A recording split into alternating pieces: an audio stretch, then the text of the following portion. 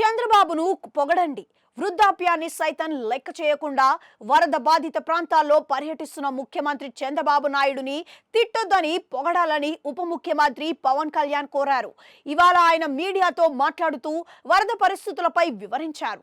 చంద్రబాబును వైసీపీ నేతలు విమర్శించడంపై తగదన్నారు. విమర్శలు మాని ముందు సహాయం చేసిన తర్వాతే వైసీపీ నేతలు మాట్లాడాలని ఆయన హితవు పలికారు. తనతో పాటు వరద ప్రాంతాల్లోకి వైసీపీ నేతల్ని తీసుకెళ్తానన్నారు.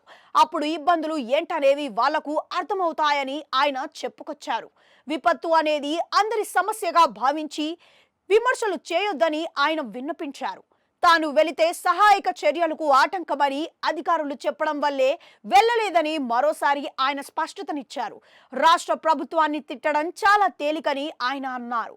తమ ప్రభుత్వం వచ్చి కనీసం 100 రోజులు కూడా కాలేదన్నారు. బుడిమేరు 90% ఆక్రమణలో ఉందన్నారు. అదే శాపంగా మారి విజయవాడను వరద నీటితో ముంచెత్తినట్లుగా పవన్ చెప్పారు. దశాబ్దాలుగా నిబంధనలకు విరుద్ధంగా ఇళ్ల నిర్మాణాలు చేపట్టడం వల్లే ఇలాంటి పరిణామాలు చోటు చేసుకుంటున్నాయన్నారు.